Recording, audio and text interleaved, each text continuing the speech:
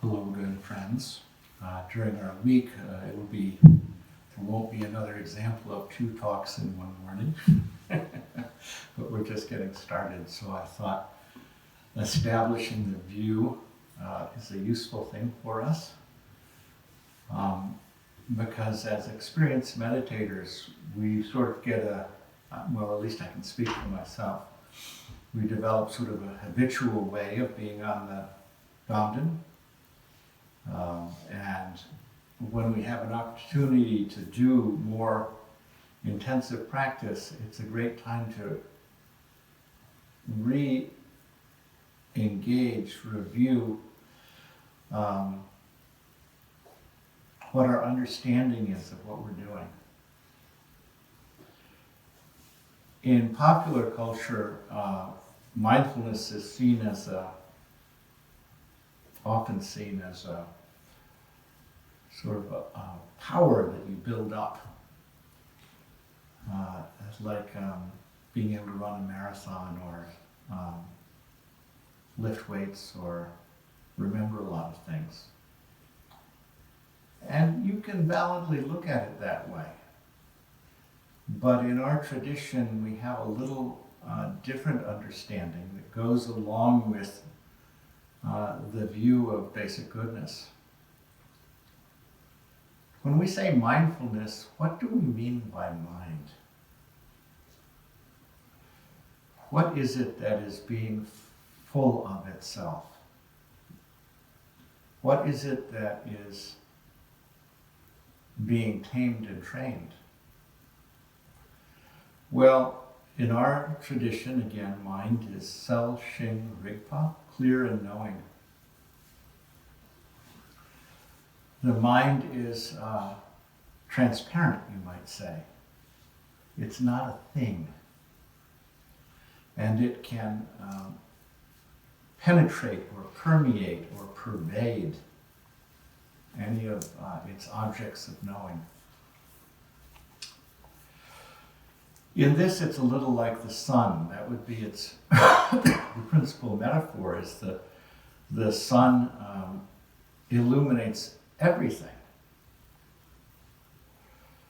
So if the mind is clear in knowing, how does it get confused?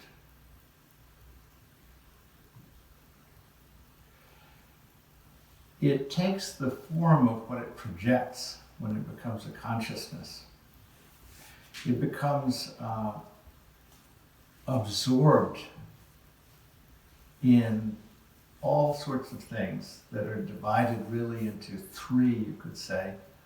First of all, a sense of this and that, which is a little hard for us to see since it's such a basic assumption we have about how we know things. But we assume that my mind is in here in my head somewhere, and it's like a little heavy machinery operator who's operating this body and looking through the various sense perceptions.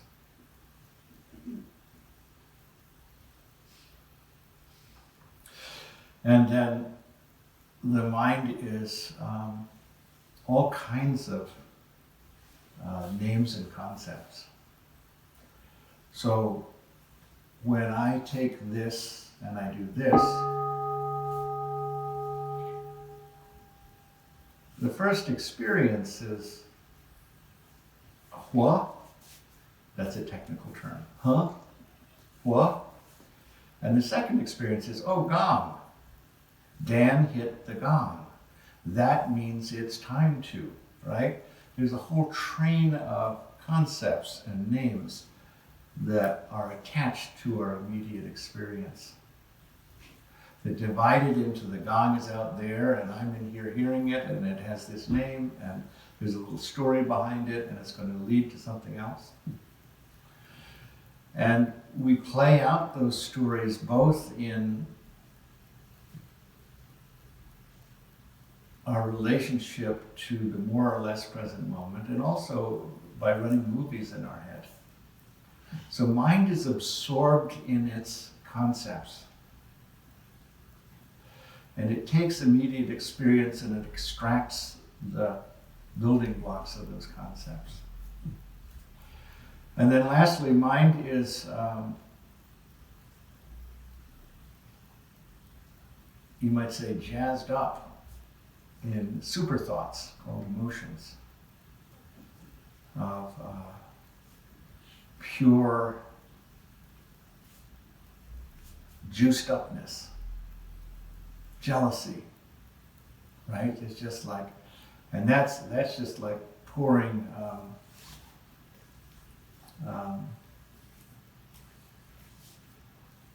if our concepts are the coals, then our emotions are like pouring gasoline on it. So those layers of absorbed mind, remember we started with mind being clear and knowing, and now it's frozen, it's absorbed into objects of knowing. And those objects of knowing are defined by names, concepts, and they get a lot of identity in a passion play of our life through emotion. And that kind of mind that's absorbed is quite inflexible. So if you try to talk to someone who's angry, say, "Here, let me reason with you," right? Their mind is frozen in feeling. Or if you go outside and for some reason your heart is open and you say, "Oh, the snow is so beautiful," and your friend says, "Yeah, it's going to be a pain in the ass digging the car out."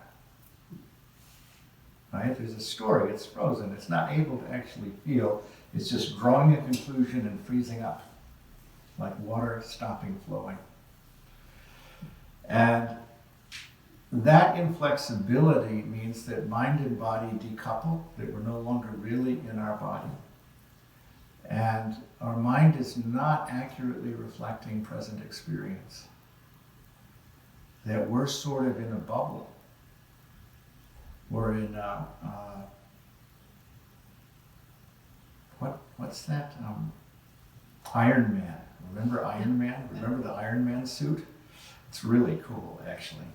He pushes, what was the name? Robert Downey, right? He pushes a button and it goes clank, clank, clank, clank, clank, clank, clank, clank, clank, and all of a sudden you're sort of clomping around your life. And you can't actually feel the snow as it hits your body. So it becomes heavy and unresponsive and very needy because it's so isolated.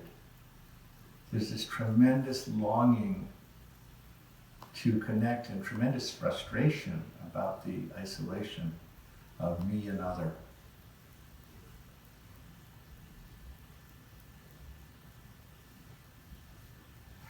So that leads to a lot of suffering. Basically, it's ignoring the fluidity of the world, ignoring impermanence, and it's not able to experience the transparency of the knower. You think there's a solid knower happening.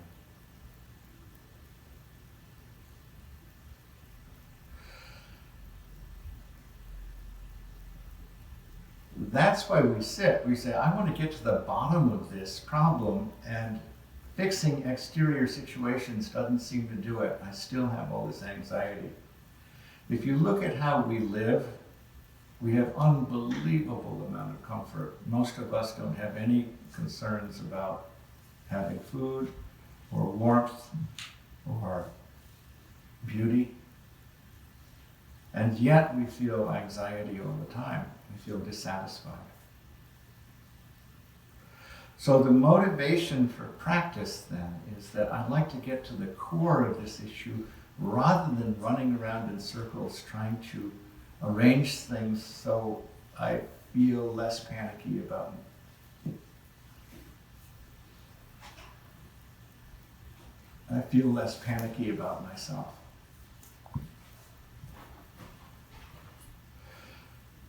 The point I'm making, though, is that we're not building up a state of peace.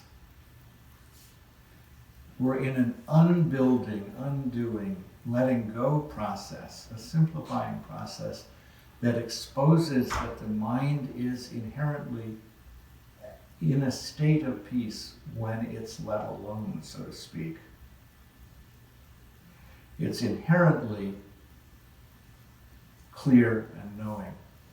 And we can, through the discipline of simplicity, through shamatha, it can learn to rest in its own nature without leaving, without getting absorbed and carried away. And that's a training process, because we have a lot of habitual and emotional drivers that re-engage us in absorption.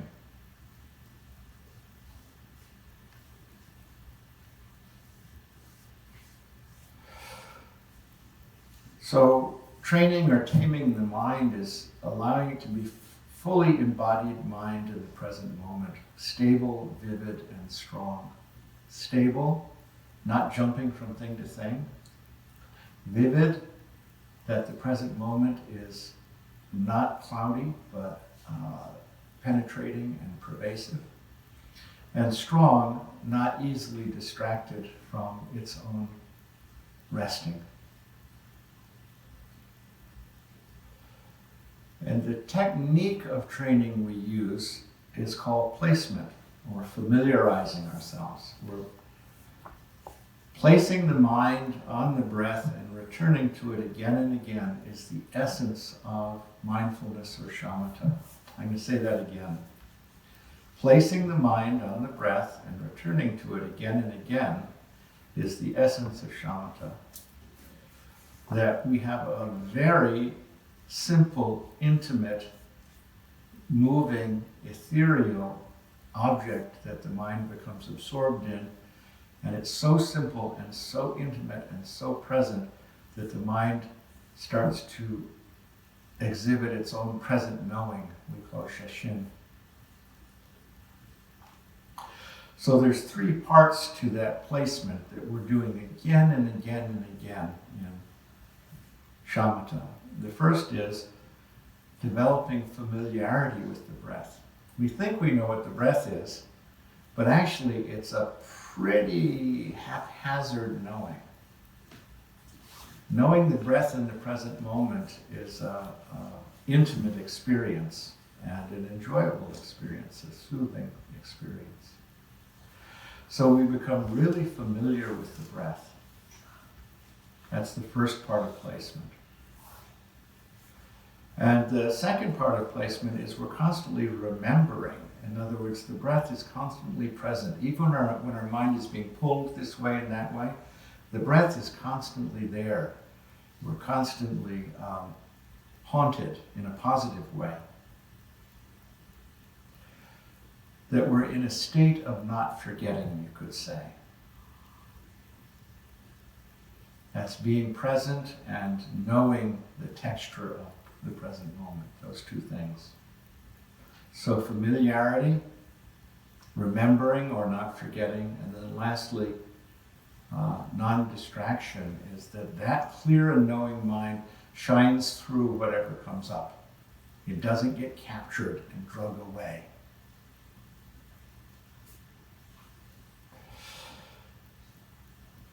And the way we do that is not by trying hard. Tremendous sense of gentleness and precision is needed, of not too tight and not too loose. If you try and wrestle your mind into the present moment, your mind will make a fool of you because it's your mind who's wrestling. In other words, wrestling begets more wrestling. So a gentle, repetitive application of the technique allows us to settle into our own goodness.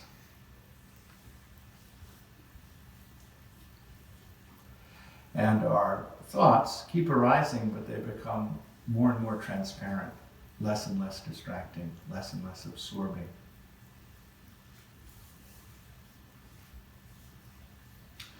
So a tamed mind stays present, and it exhibits three qualities which we're going to look into more as the week goes on: stability, clarity, and strength.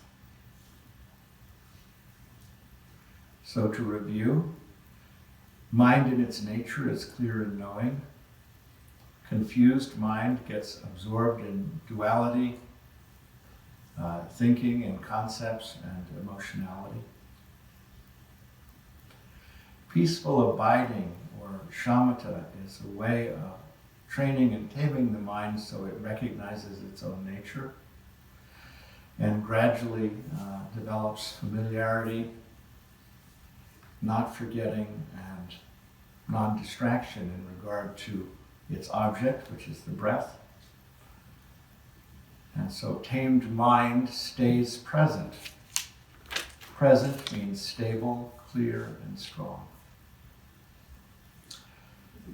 Thank you for your kind attention. If there are any comments or questions, they would be welcome, including from our esteemed electronic beings in places near and far. Please be generous by when you ask a question that benefits everybody.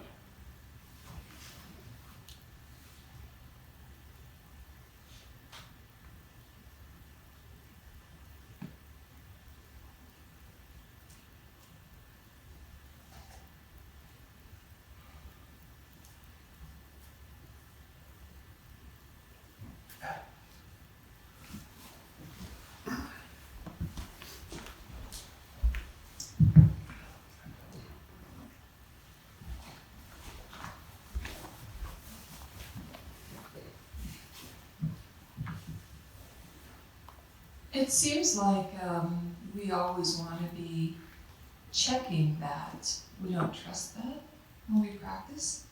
We want some gauge to tell us if actually our mind is clear and present. And so that's where we get screwed up often, is wanting to verify the statements that you made. Because we don't really have confidence that that's our mind. So, it's nice to hear it. Thank you very much. Very pleasant. Good reason. Yeah, the checking process is actually valid in the beginning. In other words, you're in the beginning stages of placement, in the first 4 stages of the 9 stages.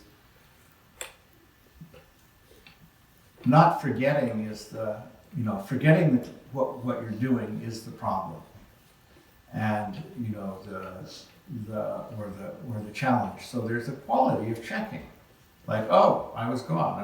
What am I supposed to be doing? And you check. And then when you have quite a bit of stability, something called mindfulness of mind happens, and there's a subtle and sanctioned, pretty non-conceptual sense of checking, which is, it's happening, I'm present, you're recognizing that you're present. So there is this little checking loop that's happening that's not very conceptual at all. So I think you're quite right that how much checking happens is completely based on how much confidence we have. And in the beginning, we don't have much confidence, so we're pretty manual about it. We're encouraging ourselves to do the technique, and we're saying, oh, I got lost, label it thinking, now what am I supposed to do? Oh, identify with the breath. It's a big check. And later you're able to be present, and there's this sense of I'm present. That's related to Sheshin, that you're aware of the sense that you're aware. So checking based on distrust of ourselves doesn't help too much. Checking based on discovering our own natural qualities is just part of how we do it. Thank you.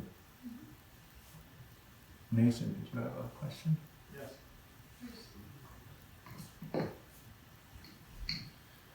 Along these lines, on a very practical level, when we are following the breath as our object of meditation and a thought comes in, I was struck by how you describe that when we're resting the mind, those thoughts become more translucent. Yes. So it's along these lines of like checking in on, does it count to be with the breath but have a thought? Is that being distracted? Or are we allowing that thought to be there while we're with the breath as much as possible? So sometimes we have our idea of commitment to placing the mind in the breath, which is very important because it's that commitment that I want to be present. I want to actually do this. That's the basis of the third foundation of mindfulness, that you can't have spontaneous discipline without that commitment. But it wants, in our culture, to become moralistic. Am I being bad? Am I being naughty? You know, that quality of naughtiness. And, you know, there's a sense of, well, if I was a good meditator, I wouldn't have all these thoughts. That was in the beginning. Like, why am I having, you know, I've been meditating for 20 years and still I'm having this avalanche of thoughts this morning. Think, oh, I must be a bad person or a bad meditator. Actually, if you look at the text, that means you're a good meditator. Because when you start working with placement, what the text says, it's like the first thing you experience is a waterfall of thoughts. That's because you're doing it right. Why? Because you're experiencing the contrast of peaceful abiding and absorption. And also, those thoughts are all over the place. You know, they're just completely out of hand. So they're not functioning well as a cocoon. You know, it's like a dysfunctional cocoon. So there's no need to feel bad about that, but the sense is constant application. And then once you get to more or less the sixth level of the 9 stages, they talk about mind seems very, very settled, but if you get close to it, you can see that the constant subconscious thoughts are happening under the surface. And so the question is, how do you apply effort?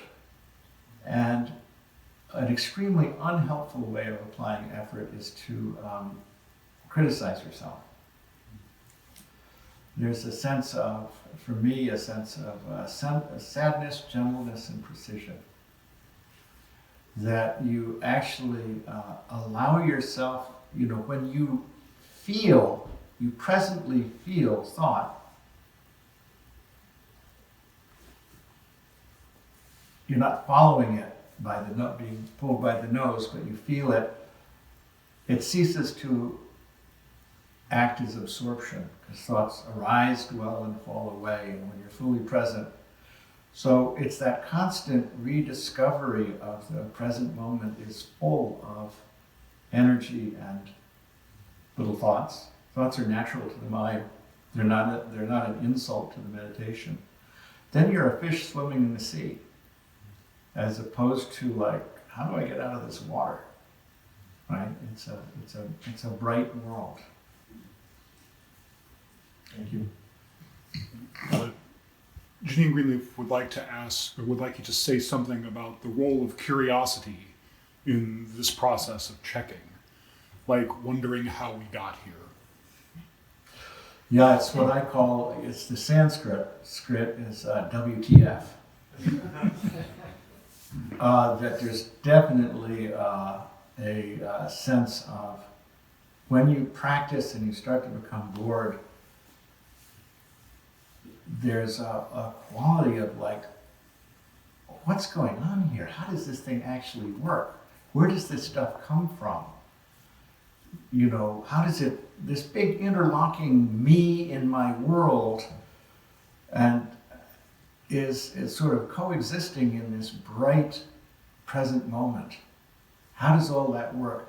That curiosity is the beginning of Vipassana, which is another topic altogether. In shamatha, we sort of label it thinking. You know, there's a basic bright-eyed curiosity about the breath in particular, that you want to know a lot about the breath. But it's also awakening a bigger curiosity about how this world works. And that's one of the forms of Vipassana, that you are no longer trying to fix something or get somewhere, you're just deeply, deeply curious. At the end of the week, we'll probably look a little bit at Vipassana, the 4 kinds of Vipassana and how that works. Janine, is that addressing your question? Was I barking up the right tree there? Okay, I got a thumbs up. I like that. Yeah. All right. Again, thank you for your attention, and we'll have more chance for discussion, and everyone will have chance for meditation instruction to look into your practice. So again, we're not looking to achieve an ideal state that is constructed out of discipline, where we'll somehow transcend the world or get to a happy place. We're deconstructing the momentum of our panic about existence so our natural, clear and knowing wakefulness can shine through. All right. I have to look at my notes. What do we do now? Are people fine to sit for a while? Okay, let's try it out and see what happens. On your mark.